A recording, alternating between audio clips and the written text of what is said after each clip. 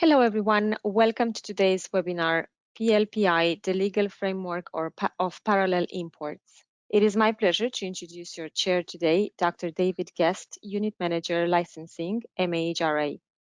Dave, over to you, David. Thank you.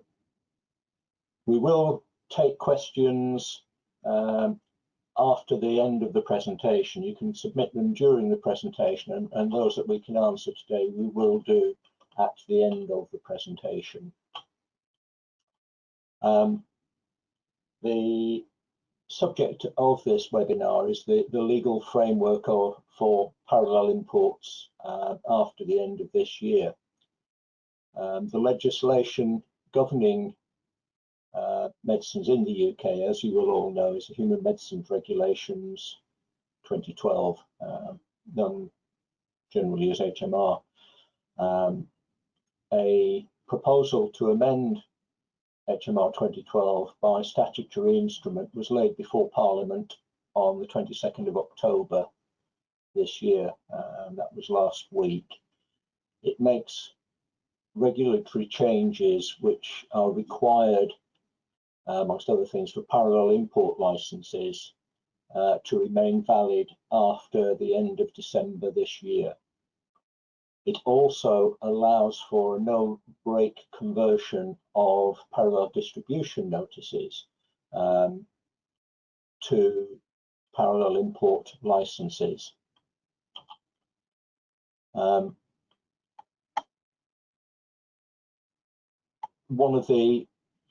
Previously, the parallel import scheme has operated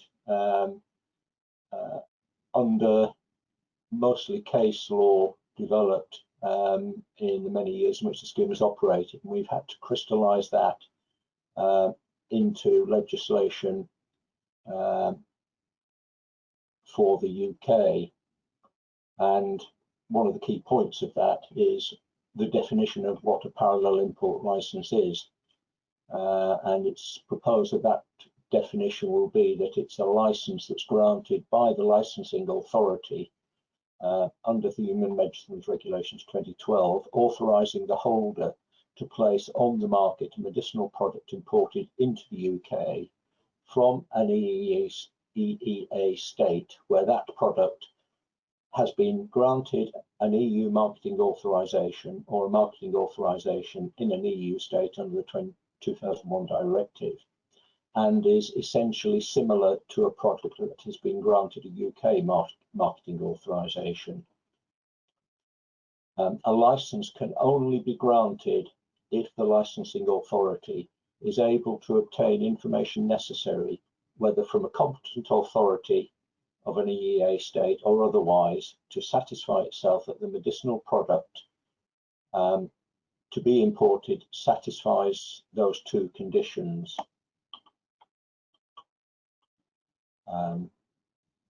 A point about applicants. An applicant for a parallel import license may not be the holder of the marketing authorization for the medicinal product to be imported, or a company in the same group as the MAH. That's kind of crystallizing the previous principle that you can't parallel import your own products. There is in the legislation a definition of essential similarity, and it's covered by a couple of regulations. The licensing authority may make arrangements with any EEA state or the EMA in order to confirm the essential similarity of the proposed imported product with the UK product. And the licensing authority must publish a list of states with which an arrangement is made. That's enabling us to set up processes whereby we can obtain, going forward, the information which we have routinely been requesting and receiving from the competent authorities in source countries. Essential similarity is defined, and it requires that the product to be imported is manufactured to the same formulation as the UK product, that the same active ingredients are present as in the UK product, and that the imported product has the same therapeutic effect as the UK product. There is an option there for differences in the formulation which the licensing authority considers to be immaterial, may be ignored. That would be a difference in a colouring agent, perhaps, something which is not going to affect the therapeutic equivalence. There are some conditions associated with a parallel import license. The licensing authority may apply, vary or remove conditions to which the parallel import license is subject. This includes measures for ensuring safe and effective use of the product, which are included in a risk management plan. Additional obligations for recording or reporting suspected adverse reactions beyond those which are normally in place. Other conditions or restrictions regarding the safe and effective use, and the existence of an adequate pharmacovigilance system, again, beyond that which would normally involve reporting things through the yellow card scheme. Deadlines may be applied to compliance with those conditions. One which is a little different from the situation we've been in previously, relating to a batch testing conditions, whereby the licensing authority may apply a batch testing conditions to certain products, those products being live vaccines, immunological products, and blood and plasma products. Now, this will not apply to sale or supply in Northern Ireland only, because Northern Ireland will be operating under the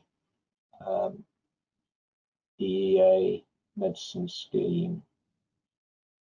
The condition will require the parallel import license holder to be in possession of a certificate from NIBSC for each original manufacturer's batch of product before that product is offered for sale or supply, or sold or supplied. There are some batch testing exemption conditions which may be in effect. I would refer you to the legislation for the details of that. As previously, a parallel import license is valid for 5 years from the date of grant or renewal. It ceases to be valid if the information supplied in the application no longer matches the information approved for the UK reference product. Details about the imported product aren't consistent with details supplied in the application, or the patient information leaflet supplied with the product is not consistent with the latest version of the leaflet required to be issued with the product by the licensing authority. In short, you are required, your license is not valid if it is not kept up to date.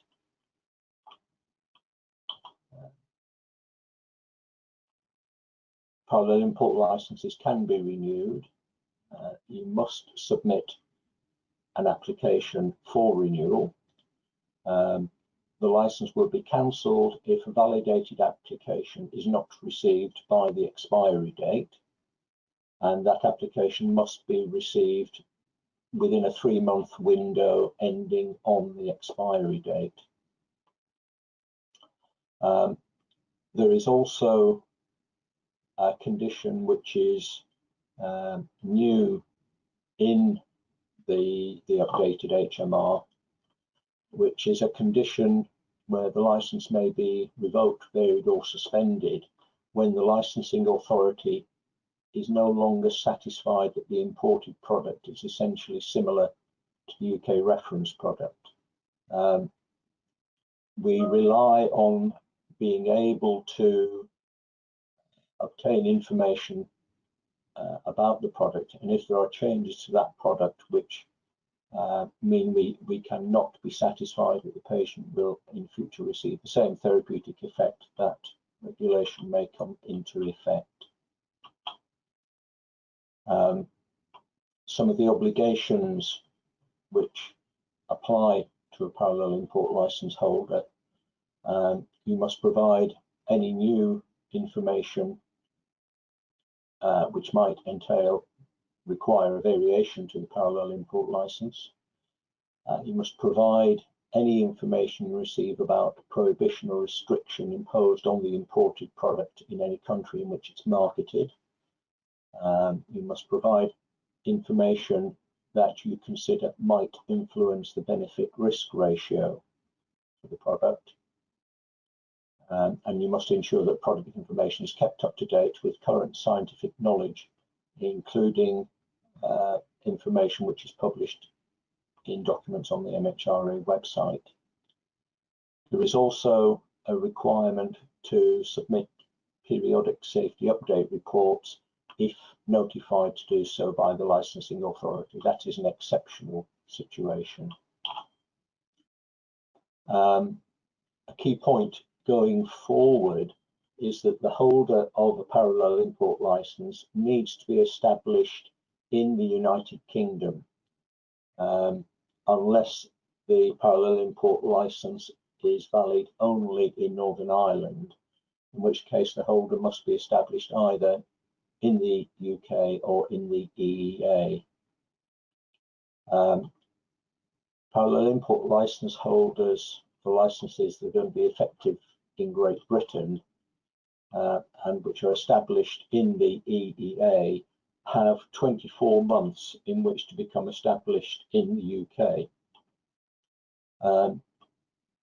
If you are in that position, which only affects a couple of companies, by the 28th of January 2021, you must notify the licensing authority of the name, address, telephone number and email address of an individual who resides and operates in the UK, who can be contacted in respect of any matter relating to that PIL.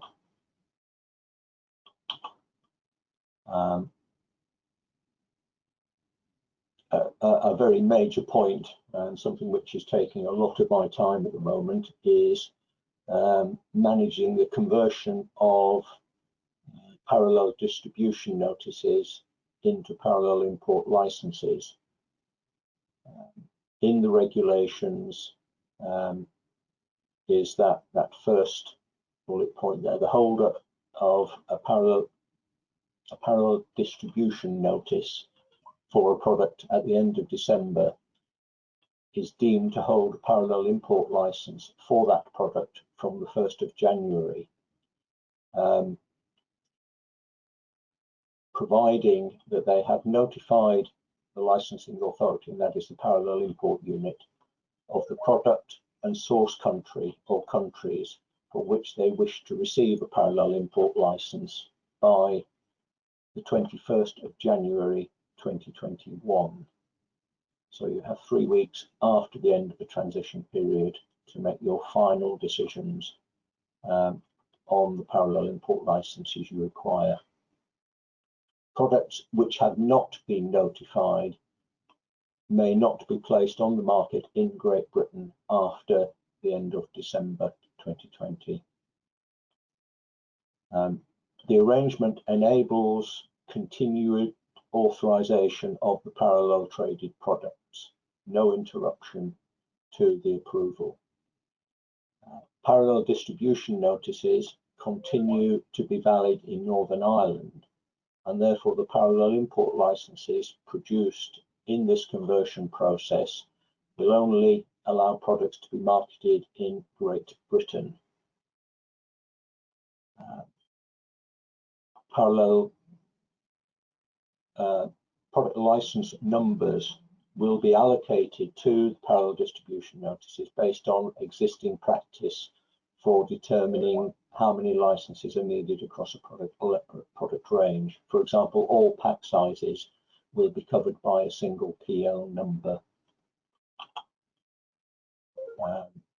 The parallel import licenses, as now, will be valid for a single source country, and a separate parallel import license will be issued for each source country requested. There is no fee associated with the issue of the parallel import licenses, but you should be aware that a periodic fee for each parallel import license issued under this process will be due on the 1st of April 2021, unless a request to cancel the parallel import license on or before the 31st of March is submitted no later than the end of December this year. That's in line with the current periodic fee conditions within the fee regulations. You must notify by the end of December if you a current license if you wish not to have to pay an annual fee on the 1st of April. The parallel import licenses will be issued to the holder of the parallel distribution notices, except where the PDN holder is established in the EEA, but has an associated company based in the UK. The PILs may be issued to that UK-based associated company. Other than that, we discussed briefly the transition arrangements previously.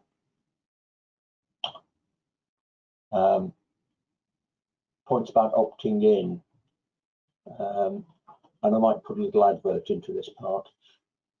Parallel distribution notice holders have been provided with and asked to update a list of the parallel import licenses which they have previously notified to the MHRA. These are being consolidated into a master list which will be used to manage the creation of the parallel import licenses. And if I can ask those companies which have not yet submitted a list or submitted an updated list, I really would appreciate receiving them very soon. We're 2 months away from this process going into effect, and there's a lot of work necessary on those lists to get ready for the production.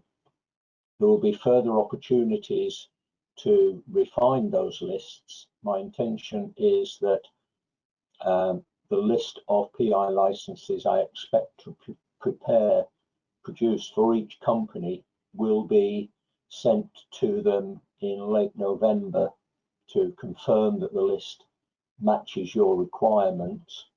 And again, an early return or confirmation of those lists would be appreciated so that we can finish preparations to start producing the parallel import licenses on the 4th of January. But again, changes can be made up to the 21st of January 2021. As soon as possible after the final changes are consolidated, the PDN holders will be issued with a list of the PILs that will be produced, including the PL number which has been allocated to each of those parallel import licenses. That's one of the reasons we need to have the list of products you want returned soon. Products for which parallel import license has been requested may continue to be released onto the market using patient information which is consistent with the latest annex on the EMA EC website and which is using the EU MA number. Products for which parallel import license has not been requested may not be released after the end of December. Once you have received the list of PL numbers, the patient information should be updated as soon as practicable to use those numbers in place of the EU number. Again, you need to continue to keep patient information in line with the latest information on the EMA EC website. We will be producing the parallel import licenses on a by product per product basis, so that we will think of a product, produce all of the licenses for Forxiga at the same time, because it's far more efficient for us to do that than to generate licenses on a company basis, so that all companies should receive licenses for a product at about the same time. The parallel import licenses will probably use a substitute UK reference MA initially, because we can't use the real UK reference MA until that MA is granted, which could take some time. It depends on receipt of information from the marketing authorization holder, and it would prevent us producing the parallel import licenses until that was submitted. It would be difficult to manage that way. The parallel import licenses we will produce will be copied from a master license, and they will include all of the pack sizes which have been requested by any company. So you may find pack sizes included in your parallel import license which you've not requested. But again, this is to enable us to generate the parallel import licenses, and I'm not sure of the number that we will be needing to create, but it is many thousands of licenses. I'm guessing around 8,000 licenses that we will need to create. The parallel import licenses which we produce will include the latest EMA EC Annex as the label and leaflet documents initially. Once we have issued a parallel import license to you, it becomes a normal parallel import license, and the usual variation procedures and fees will apply. The first variation that you submit, which affects the labels and or the leaflet, must include mock-ups of the documents. In the case of labels, that must begin with the label summary sheet, so that it will, from that submission of the first variation, contain all of the standard documentation that it currently does. If you don't want to retain all of the pack sizes that are on the license, you can remove them at that time. And that is really what I wanted to say about the legal framework. Can I just thank everybody for listening to me? I wish I could remember that comic phrase. If you have been, thank you for listening. Goodbye.